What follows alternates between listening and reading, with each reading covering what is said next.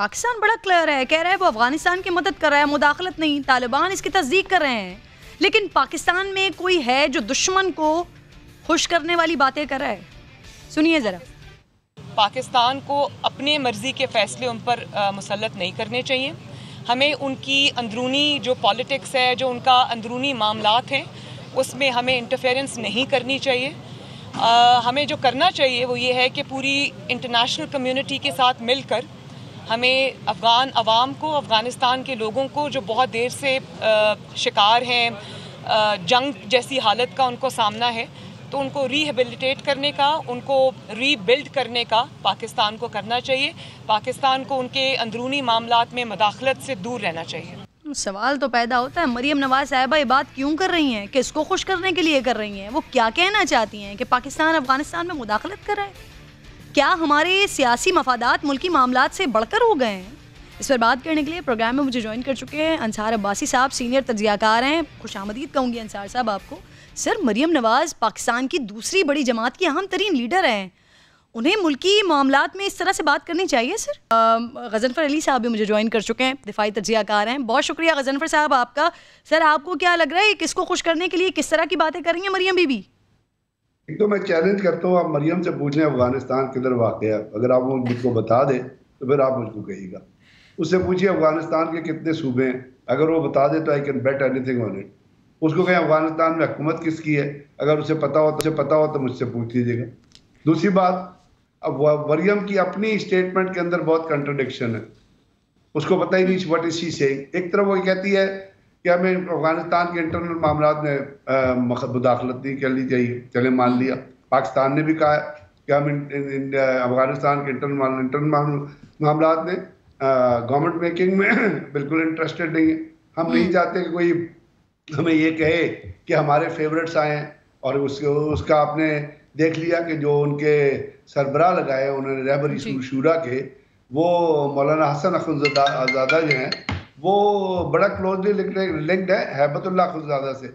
وہ بھی پنجابی سے، وہ بھی نورستان اپنا جو ہے ایک نورزئی قبیلے سے وہ تعلق رکھتے ہیں. اور ایک وہ بڑا، آپ کو پتہ ہے کہ بہت ہی ایک ٹاپ ریٹڈ جس کو ایک ایتھنک ٹرائب کہا جاتا ہے نورزئی، وہ ہیں، وہ بھی اور بڑے کلوز رہے ہیں مطلب. تو اب آپ یہ بتائیے، اگر انہوں نے ایک نامینیٹ کیا ملا حسن اخنزادہ کو اور بذات خود ہیبت اللہ اخنزادہ نے یاد کیا ہے، تو اس کے اندر پاکستان کی انٹرفیئرنس کہاں سے آ گئی؟ حقانی جو ہیں، حقانی صاحب سراج الدین حقانی، ان کے اوپر یو ایس اے نے ہیڈ بنی رکھی ہوئی تھی.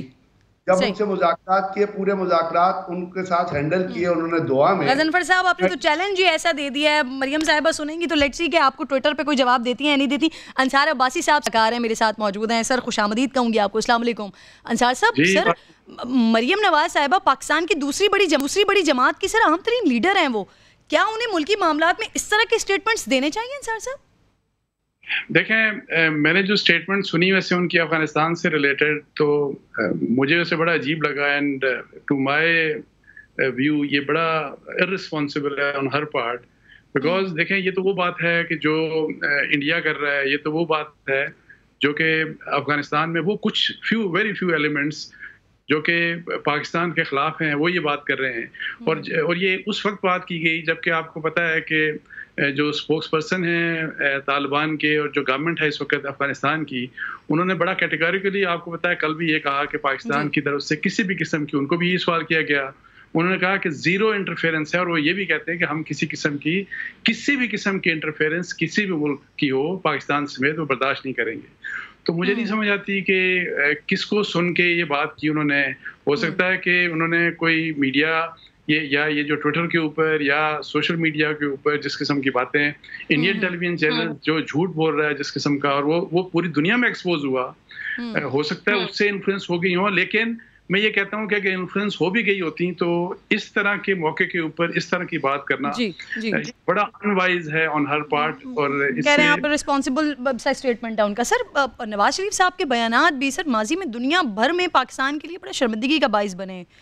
دوسری طرف شہباز شریف صاحب اداروں کو پیغام دیتے رہے ہیں، قومی حکومت، پاؤں پڑ جاؤں گا اور نہ جانے کیا کیا. سر، اب یہ وکٹ کے دونوں طرف کھیلتے ہیں لیکن کامیاب بھی ہو جاتے ہیں. انصار صاحب، یہ کون سی سائنس ہے، کیسے ہو جاتے ہیں؟ دیکھیں اس کے اوپر میرا یہ ویو ہے کہ ایک تو ہے ظاہر ہے ارریسپانسبل اسٹیٹمنٹ ہو سکتی ہے، لیکن کم از کم میں یہ بات نہیں کہتا کہ جی کوئی خدا نخواستہ کہ غداری والا ایلیمنٹ ہے یا کسی کے کہنے کے اوپر یہ کر رہے ہوں گے. لیکن ایک بات ضرور ہے کہ جہاں آپ نے میاں نواز شریف صاحب کی بات کی اور مریم صاحبہ کی، ان کی ظاہر ہے ان کے ساتھ میری نظر میں ٹو مائی ریکننگ ان کے ساتھ ان کے کیسز میں کے معاملے میں میرا خیال یہی ہے کہ ان کے ساتھ زیادتی ہوئی ہے. لیکن اس زیادتی کے جواب میں اگر غصہ ہے تو اس غصہ اس طرح نہیں اترنا چاہیے، اور وہ کم از کم اس قسم کی بات نہیں کرنی چاہیے کہ پاکستان کا انٹرسٹ ڈیمیج ہو. اور میں آپ کو یہ بتاؤں کہ اگر پاکستان کے پارٹ کے اوپر انٹرفیئرنس ہو رہی ہوتی تو یہ چیزیں آپ دیکھیں کہ امریکنز کیا کہہ رہے ہیں اس وقت، آپ یہ دیکھیں کہ پورا ویسٹرن میڈیا کیا کہہ رہا ہے، کہیں سے یہ نہیں کہا جا رہا، صرف انڈیا کہہ رہا ہے اور بڑا کنسسٹنٹلی اور جھوٹ کی بنیاد کے اوپر. انہوں نے تو امریکن جہاز گرے ہوئے دکھا دیے کہ یہ پاکستان کے F-16 ہیں، انہوں نے تو پتہ نہیں کیا کچھ دکھا دیا. انہوں نے تو عامر لیاقت صاحب کا کسی شو کا وہ ایک تصویر لگا کے کہہ دیا کہ یہ پاکستان کا کرنل پنشیر میں وہاں پہ مطلب ہے کہ یہ مارے گئے، اس طرح کی بات ہوئی.